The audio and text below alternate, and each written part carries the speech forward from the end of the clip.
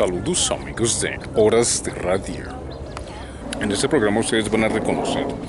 ¿Y por qué me parece importante? Porque los jóvenes que tengan hoy 20 años, 12, 14, 16, 18 o 20, deberían conocer que su país no cambia en nada. Me refiero de México a la Patagonia. México está cambiando con esa nueva administración a pasos agigantados y está favoreciendo al pueblo mexicano, una cosa que no vemos en el resto de los países latinoamericanos, los países latinoamericanos no alineados con Naciones Unidas, los países que no necesariamente quieren que haya guerra por ningún motivo, quieren que haya guerra contra Venezuela o en Irán, etcétera, ese tipo de cosas.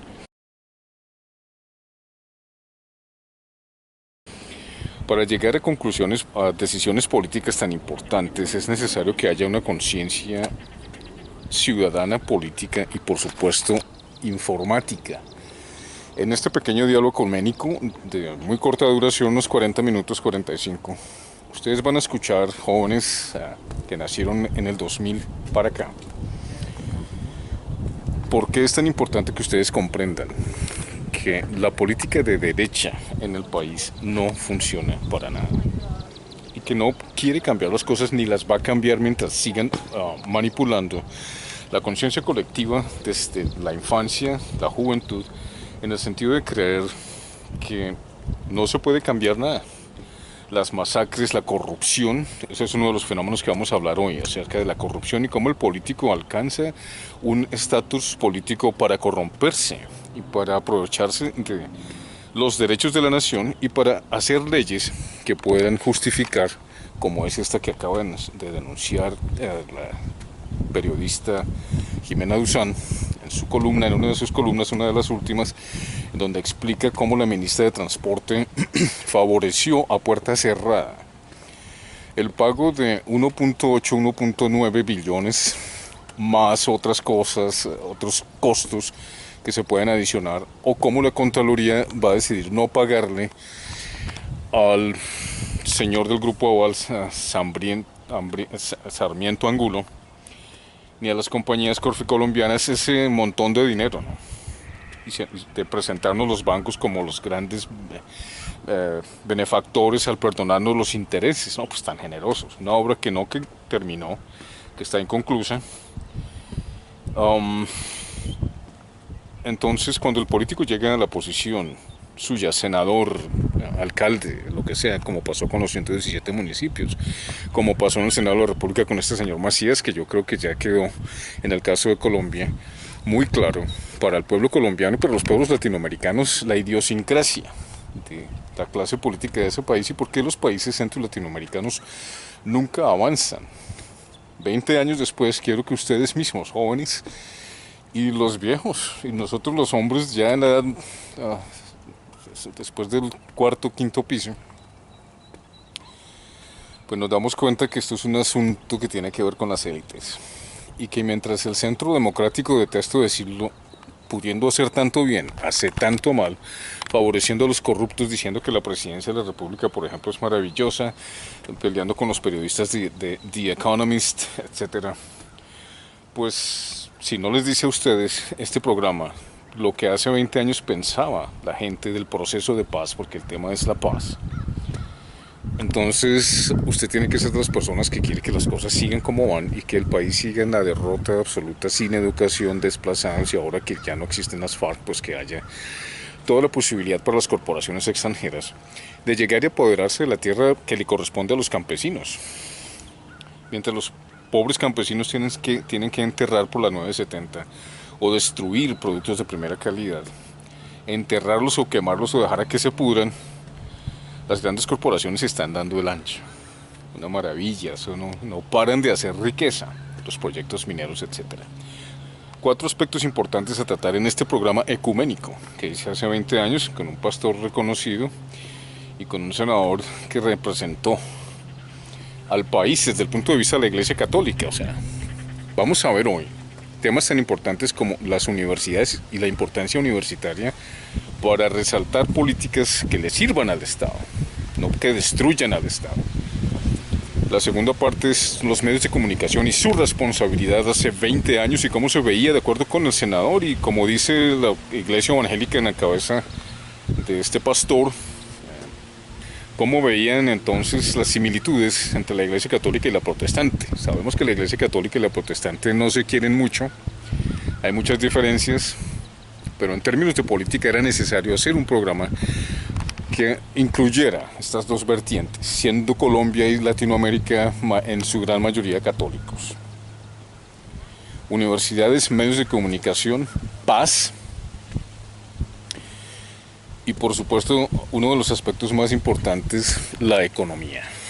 Cuando las economías, como denunció también el senador Jorge Robledo, que estas cosas hayan pasado sin que el ministro de Hacienda hubiera sabido o la presidencia de la República en cabeza del señor Duque, después de todas las críticas que ha recibido por la prensa internacional, en Inglaterra, en Francia, por más de 13 senadores que le hicieron la vida un poco difícil, fue importante para mí poner este programa en su conocimiento para que ustedes concluyan lo que únicamente puede ser la verdad, y es que ese país no ha cambiado en 20 años ni va a cambiar a menos que ustedes los jóvenes se lancen a la política con una visión cristiana de lo que es la honradez, el buen juicio, el bien común, porque es otro de los aspectos que se trata indirectamente en esa entrevista ecuménica, es como la economía de la solidaridad es la más importante. Personas como el Centro Democrático van a decir que eso es comunismo, y si ustedes quieren creer eso, me da mucha pena por ese país, pero los jóvenes, este programa va dirigido a los jóvenes, es necesario que comprendan, señores, que Colombia está en manos de prostitutas políticas que venden la nación, la regalan literalmente por unos beneficios personales, como lo han demostrado pues los reportajes de personas serias que exponen su vida para decirlo. Bienvenidos a Horas de Radio, Tarde Ecuménica.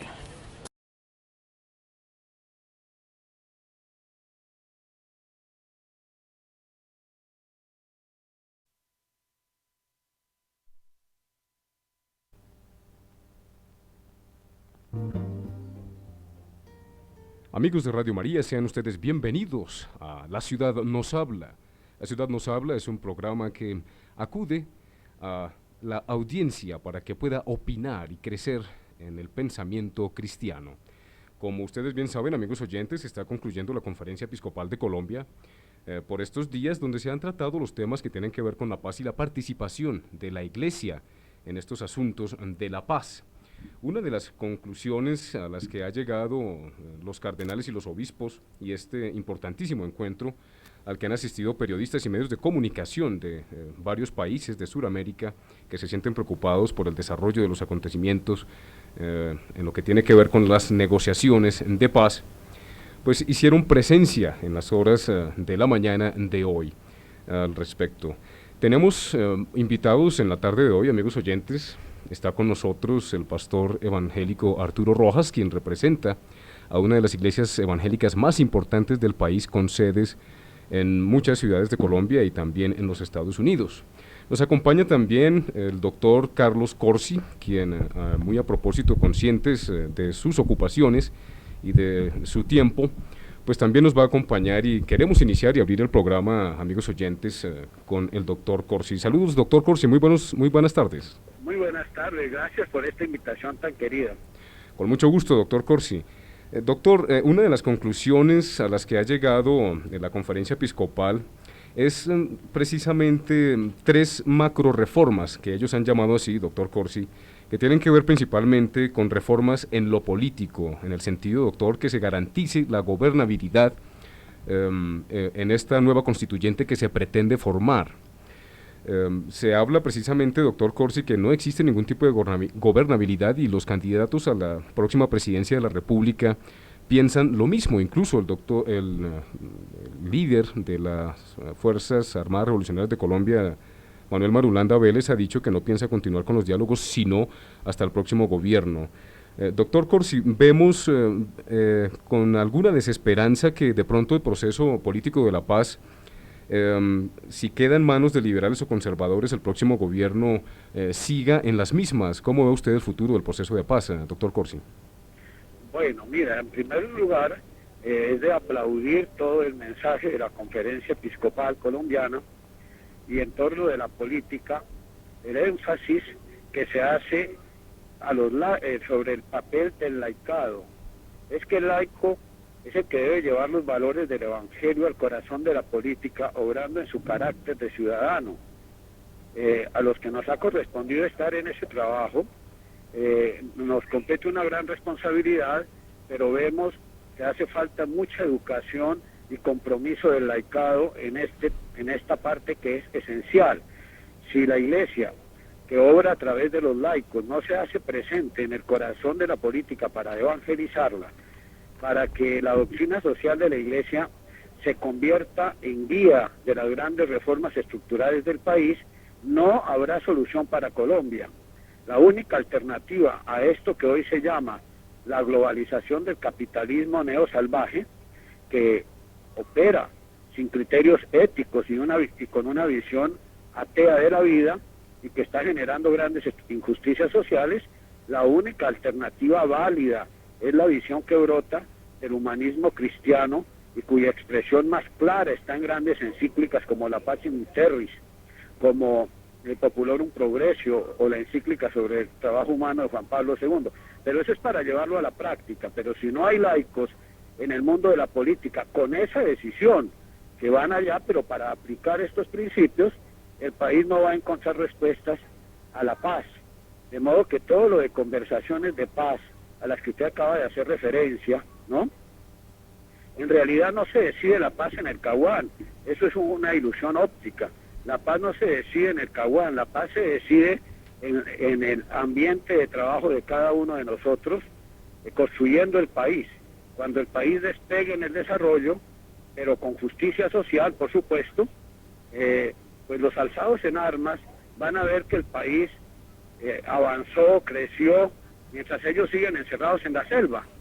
Y en ese momento será más fácil que lleguen a una concertación.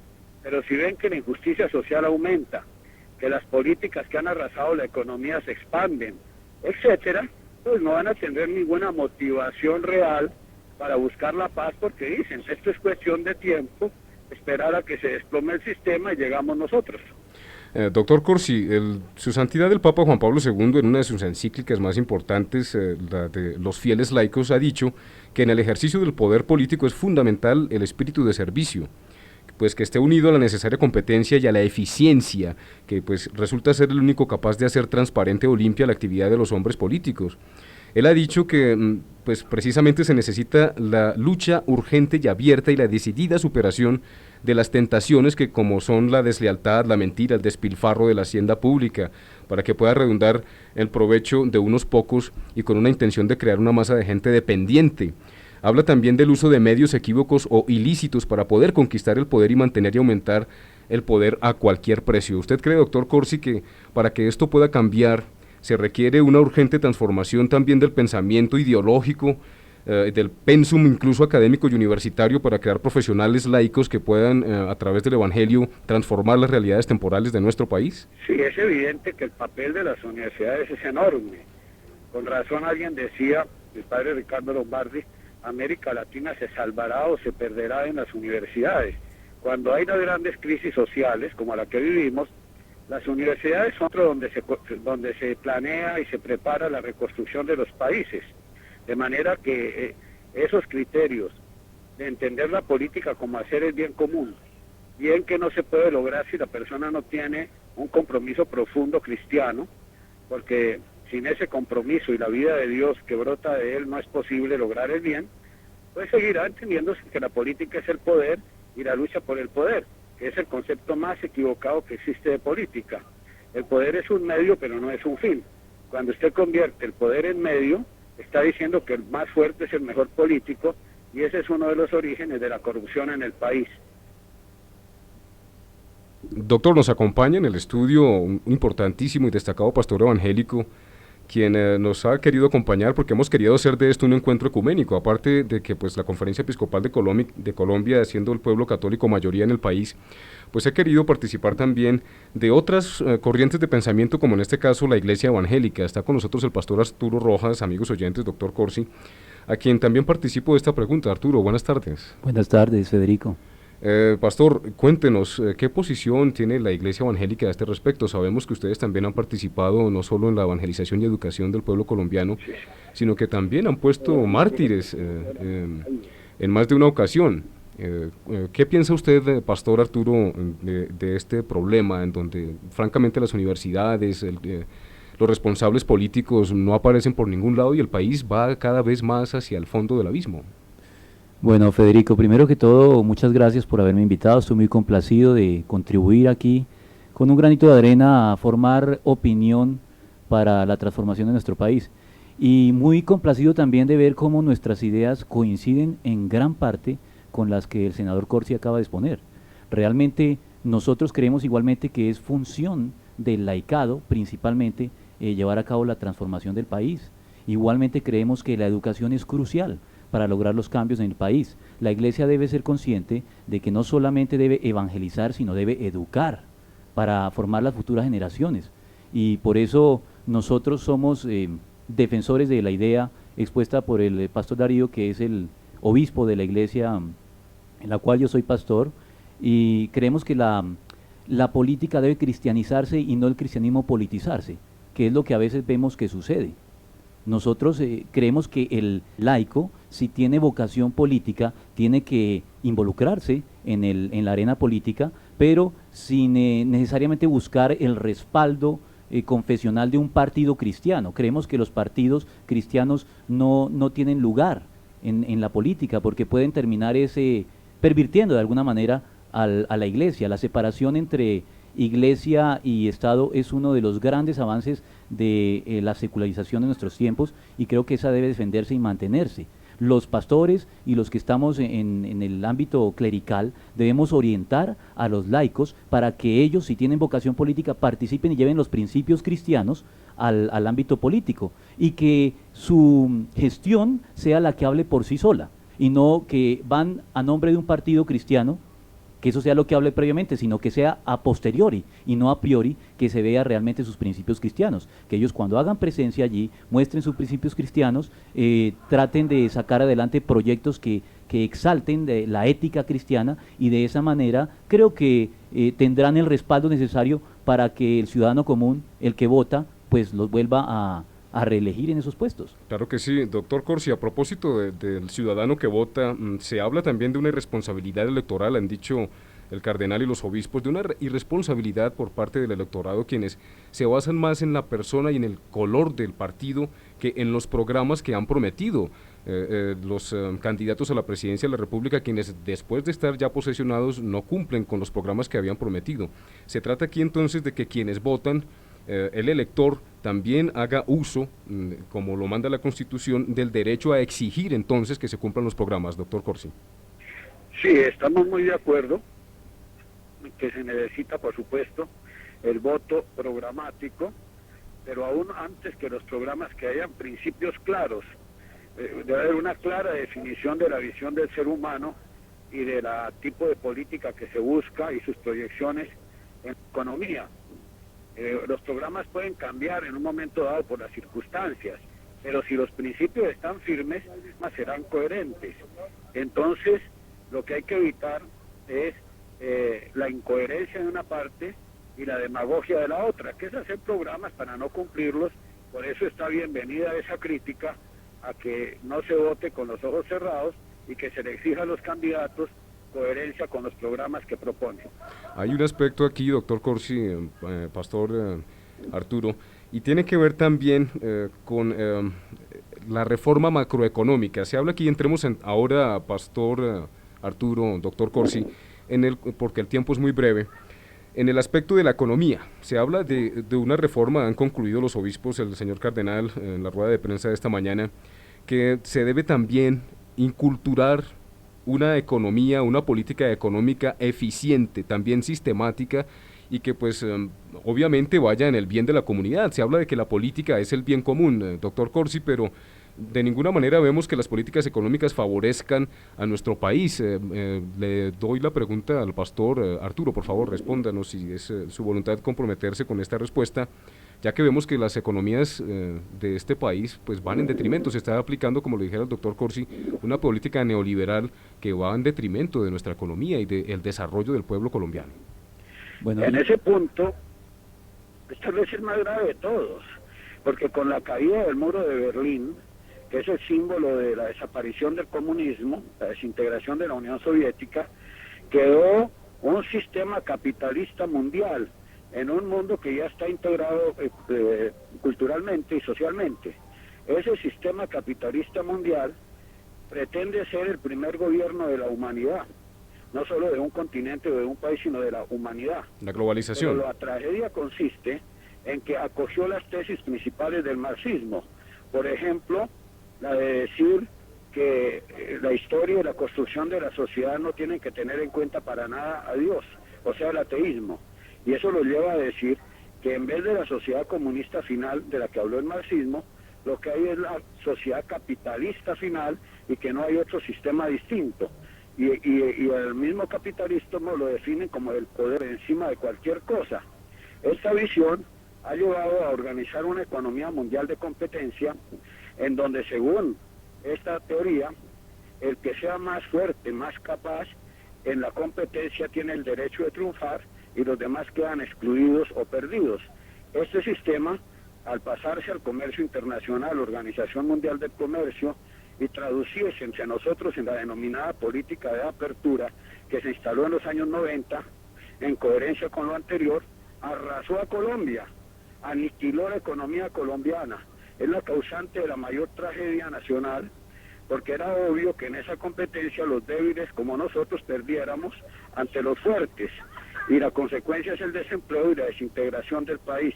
Entonces requiere una política macroeconómica que proteja el trabajo nacional y que esté fundamentada en un sentido de justicia social.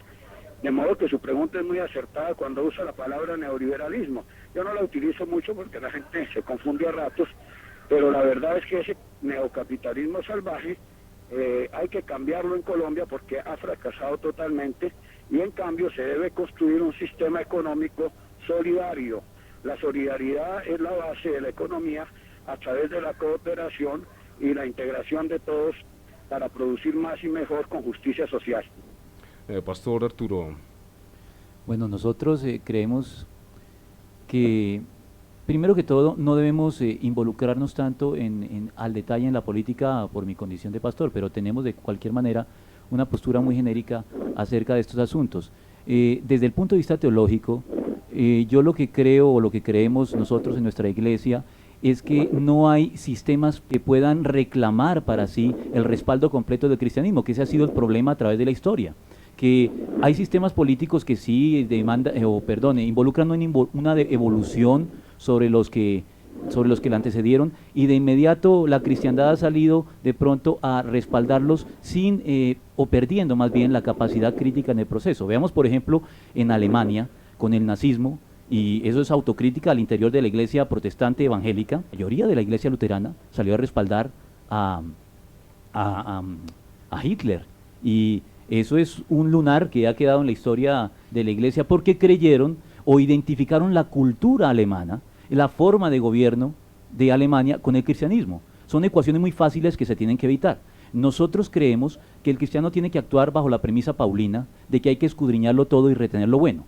Y yo pienso que los políticos cristianos que tienen todos los elementos de juicio y la preparación del caso, y además el trasfondo de la ética cristiana para evaluar y criticar, en el buen sentido de la palabra, cualquier sistema, tienen que entender que tanto en el capitalismo hay cosas rescatables como cosas malas, desde la perspectiva cristiana. Igualmente en el comunismo hay lo mismo. No voy a entrar aquí en las proporciones, pero yo creo que en todo sistema político hay algunas cosas que valen la pena impulsar, pero hay otras que hay que combatir. Entonces, creo que el político cristiano no tiene que matricularse con ningún sistema en particular, sino tiene que evaluarlos todos a la luz de la ética cristiana y ver qué hay de rescatable en cada uno y tratar de incorporarlos en un sistema en evolución y en cambio, siempre buscando la justicia social, como bien lo ha dicho el senador Corsi.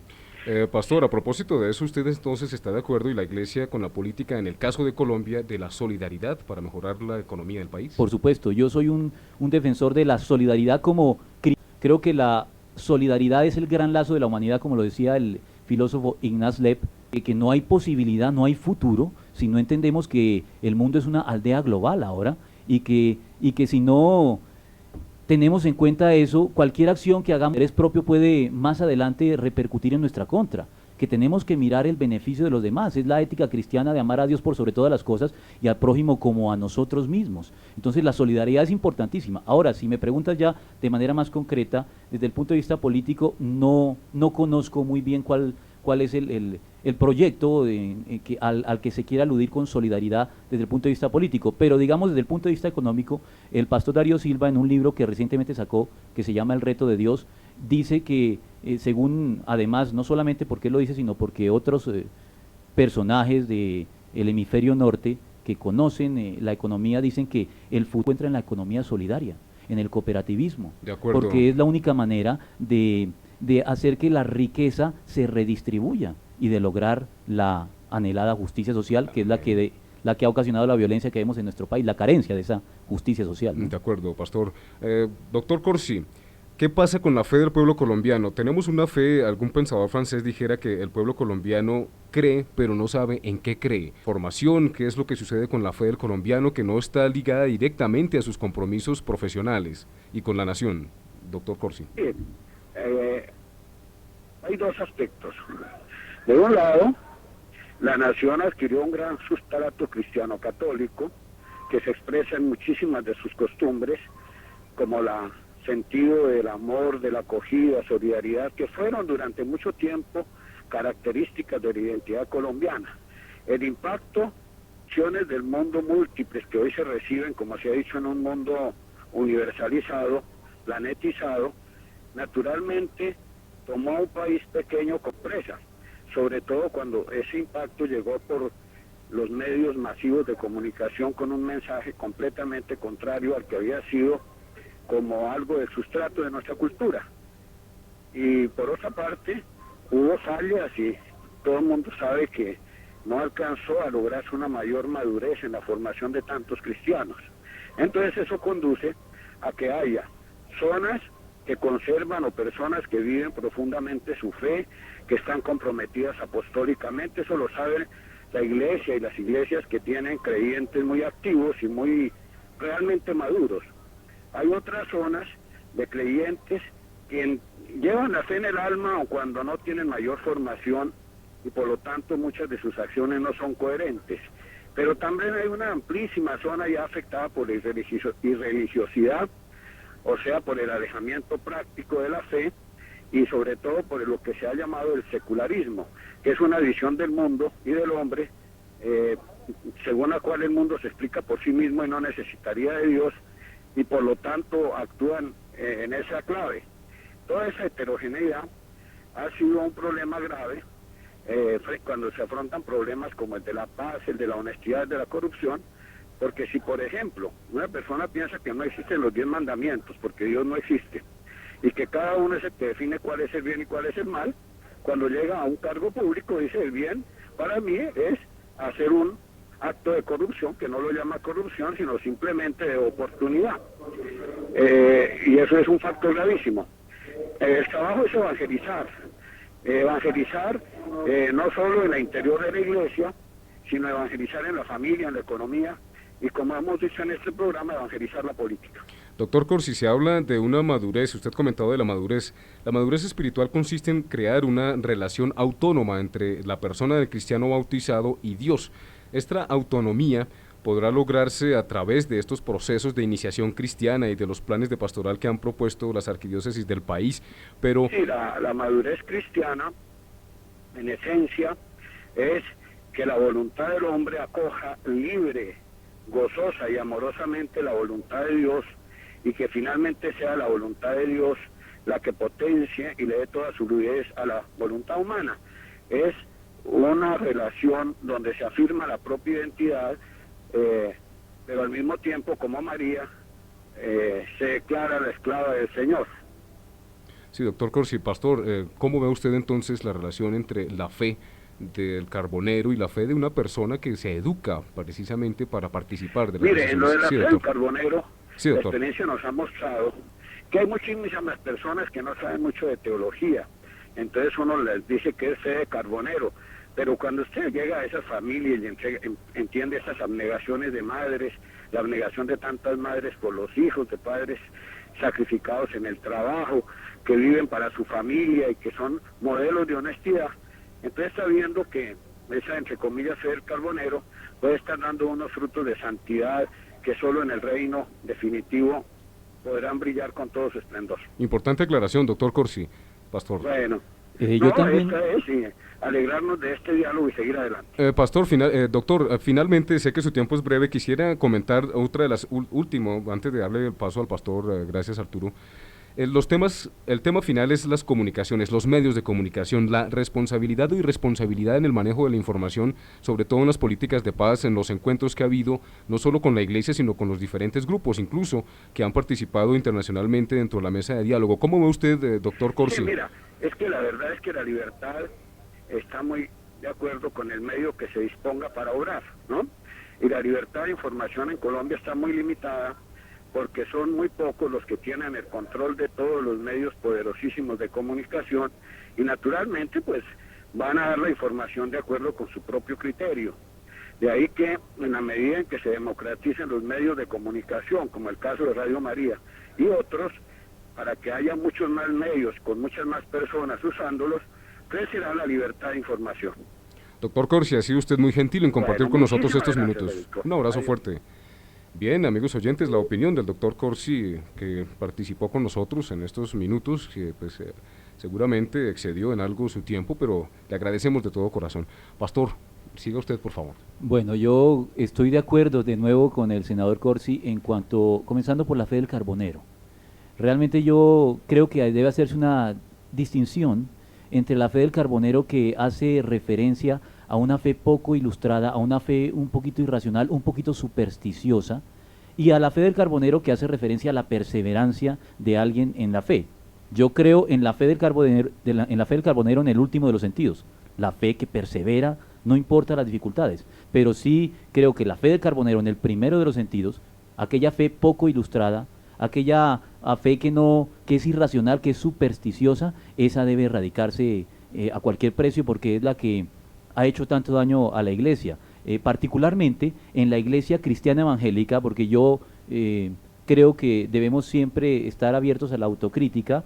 El pastor Darío señalaba en su libro uno de los grandes problemas de la Iglesia evangélica en nuestros tiempos con el término parálisis teológica, que él define de manera muy coloquial y sencilla como un mar de conocimientos con 1 centímetro de profundidad. Sí, es como definen incluso a los periodistas de hoy día. Sí, y eso tiene que cambiarse. Eso no puede seguir en esa misma tónica, porque eso es lo que nos ha desviado y lo que nos hace perder la capacidad crítica que nunca debemos dejar de poseer. Perder la capacidad crítica es de alguna manera perder el espíritu profético en la Iglesia. Claro que sí, estamos llamados a ser sacerdotes, profetas y reyes. Pastor, en cuanto a los medios de comunicación, ¿cómo ve usted la responsabilidad de los medios de comunicación en el manejo de la información, sobre todo en momentos tan críticos como los que estamos atravesando? Yo creo que los medios de comunicación tienen una gran responsabilidad y han sido un poquito ligeros al asumirla. Yo pienso, como también lo señala el pastor Darío en el libro que escribió, que hoy los medios no registran las noticias sino las crean.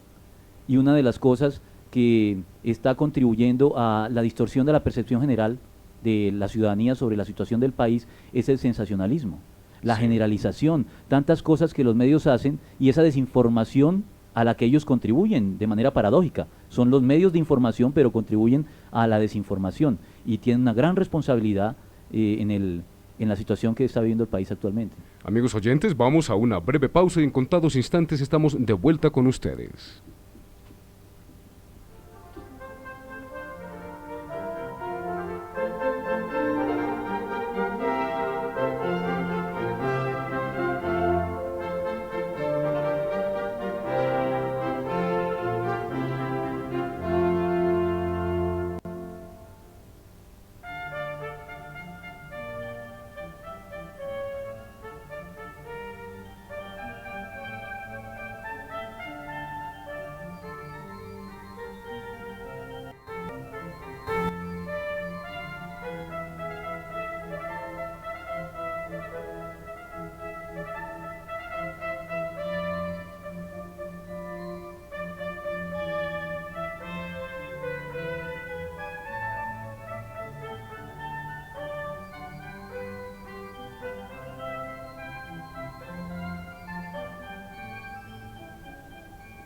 Bien, amigos oyentes, antes de dar paso a sus inquietudes, a sus llamadas, a que ustedes y nosotros hagamos La Ciudad Nos Habla, se comunica en todas las frecuencias. En Colombia queremos saludar a todas las frecuencias, en Colombia, en los Estados Unidos, en Sudamérica, en Chile, Argentina, Bolivia, Perú, en todos los países hispanos que nos escuchan a esta hora de la tarde, como también en Madrid, España.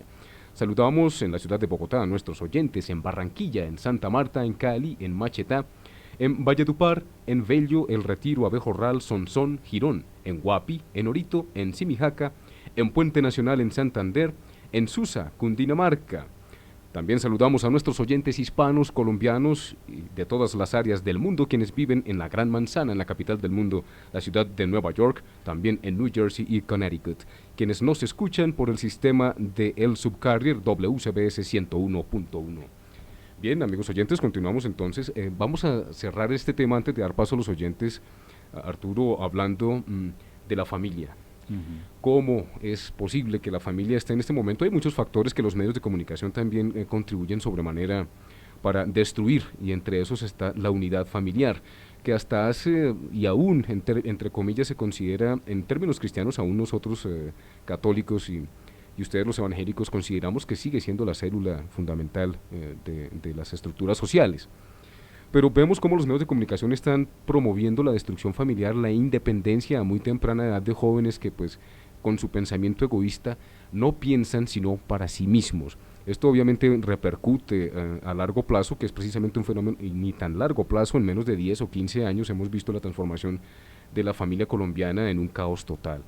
El punto de vista de la Iglesia Católica es que la familia, Arturo, amigos oyentes, es el fundamento no solamente de las comunidades eclesiales de base, sino también de la Iglesia misma, del comportamiento cristiano, de ese cuerpo místico que hace parte del Dios Todopoderoso en cabeza de nuestro Señor Jesucristo. Hemos luchado, amigos oyentes, pastor, ya desde el año pasado en la zona de distensión en el Caguán, cuando más de 31 grupos nos hicimos presentes allá en el Caguán para solicitar a los grupos armados que no solamente estudiaran, sino que acogieran y pusieran por obra las peticiones que se hicieron, no solo desde los adolescentes, Arturo, sino también los grupos de jóvenes quienes participaron allí. Se exigió, entre otras muchas cosas, la recuperación de la familia en los valores, en la formación intrínseca del Evangelio, desde la infancia misionera, en los procesos de la juventud hasta la adultez, para poder desarrollar una relación autónoma y madura con el Todopoderoso. ¿Cómo ven ustedes, Pastor Arturo Rojas, esta situación en su iglesia? Bueno, la verdad es que la vemos desde la perspectiva cristiana, que en eso, pues como católicos o protestantes, creo que tenemos la misma postura. Realmente la familia es el núcleo básico de la sociedad. Nosotros creemos que el país tiene que cambiar comenzando por ese núcleo básico. Es más, creemos que tiene que empezar a cambiar por el individuo, pero el individuo nace en el seno de una familia. Entonces, tiene que repercutir esa transformación que Cristo obra en nuestras vidas también en la familia. Por lo tanto, nosotros también somos defensores de que lo que hay que sacar adelante es los valores cristianos de nuevo en la familia, porque de nada sirve que tratemos de cambiar los sistemas políticos, de que tratemos de obrar reformas políticas si no trabajamos en la base. Mientras la familia siga desintegrada, todo lo que se haga a un mayor nivel es estéril, porque la suma no puede ser mayor que cada una de sus partes. Si la sociedad está formada por familias, de nada nos sirve trabajar a un nivel macro si no trabajamos primero en la base, en el seno, en el individuo primero que todo, evangelizándolo y educándolo, y en la familia en la cual este individuo viene al mundo. Claro que sí, este aspecto es supremamente importante, amigos oyentes, el aspecto del individuo, esa maduración, esa relación que tiene personal con Dios. El hombre se salva personal y comunitariamente, pero la relación personal con Dios, esa madurez que se logra a través de la conversión, el arrepentimiento, lo que nosotros consideramos, pastor, como con base en los sacramentos, que son los signos de unidad que nos participan de esa semejanza e imagen que tenemos de Dios, y sobre todo de ese amor transformante en el individuo. Ciertamente, si el individuo no se transforma, no va a haber manera alguna de que pueda haber cambios indispensables para nuestra sociedad. Pero entonces vamos al punto supremo, y es la conversión. ¿Cómo lograr, pastor, que se logre esa unidad en la diversidad de la que ha hablado su santidad el Papa Juan Pablo II, y que de hecho forma parte de los principios evangélicos, en donde necesariamente el hombre debe permanecer amándose, como nos dice la carta a los Romanos en el capítulo 9 y en el capítulo 11, donde debemos tener presente que debemos estar amándonos unos a otros, preferentemente entre los cristianos, porque tenemos la participación divina a través de las enseñanzas del Evangelio y de la Sagrada Familia que nosotros consideramos María y José. Encontramos aquí en María, amigos oyentes, pastor, una importancia relevante, por cuanto como símbolo de la acogida y del sí, del no oponer ninguna resistencia a las manifestaciones y a las epifanías de Dios, no solamente a nivel extraordinario, sino a nivel personal. No queremos ni creemos en los milagros como tales, sino en la realización del hombre dentro de la persona de nuestro Señor Jesucristo, para que nosotros disminuyamos y Él crezca. Hablemos del individuo, Arturo. ¿Qué piensas tú? ¿Por qué entonces la conversión suscita este cambio tan importante para poder transformar realidades sociales como la nuestra? Bueno, voy a retomar el tema de la conversión del individuo enganchando con algo que dijo el senador Corsi. El senador habló de la paz, de lo que él consideraba que era la paz, que también es algo en lo que estamos de acuerdo con él. La paz no es algo que se logre en el campo político, aunque no estamos de ninguna manera opuestos a que se firme un tratado de paz y que haya paz política en nuestro país. Pero vuelvo y digo, creemos que eso es superficial, que eso no es la solución de fondo. Cuando Jesucristo vino, Él dijo que venía para darnos paz. La paz os dejo, mi paz os doy, no os la doy como el mundo la da. O sea que Él está diciendo, miren, la paz que yo vengo a ofrecerles no es la paz política, no es la paz que el mundo les está vendiendo, que no es de desechar, pero es insuficiente por sí sola. Es una fachada, si no se logra la paz de Dios. La paz de Dios nosotros creemos que tiene diversos niveles o aspectos. El Señor dijo, la paz os dejo y mi paz os doy. La primera es la paz con Dios. De esa habló el apóstol Pablo en Romanos capítulo 5 versículo 1 diciendo, justificados pues por la fe, tenemos paz para con Dios. Realmente la paz externa es simple consecuencia de la paz interna.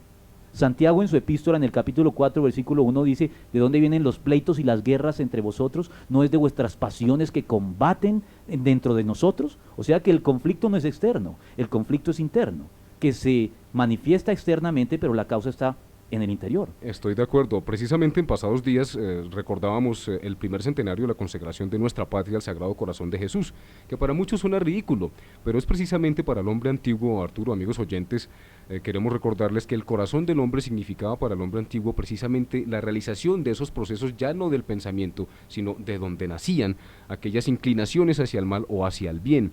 Bien dijeras, Arturo, citando la palabra de Dios, en este sentido, que lo que daña al hombre no es lo que entra al cuerpo, sino lo que nace del corazón, y es cuando complementas muy bien con lo que dices en la epístola, cuando nos dice que nacen las envidias, los rencores, las guerras, los homicidios, etcétera. Pero entonces es el corazón del hombre el que debe transformarse, el que debe estructurarse primero. Y vemos cómo el Evangelio de Dios nos da en su propuesta, porque depende de nosotros al fin al cabo, pues elegir si creer o no creer, y eso es lo que nos condenará en el día último, dice la palabra de Dios.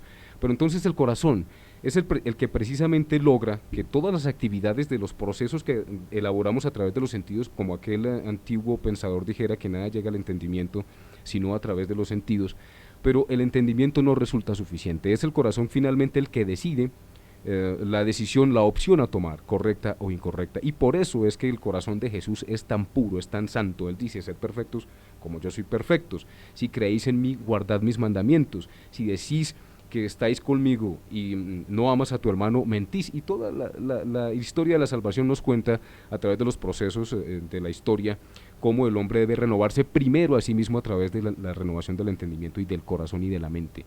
Hay un aspecto aquí que ya con esto concluimos, amigos oyentes, porque el tiempo se nos hace corto, hay que dar lugar a otro espacio, y es que se piensa que Dios no debe participar en política porque Dios no sabe de política, porque Dios no tiene ni idea de cómo se manejan los procesos económicos y políticos, y es una total y absurda falacia.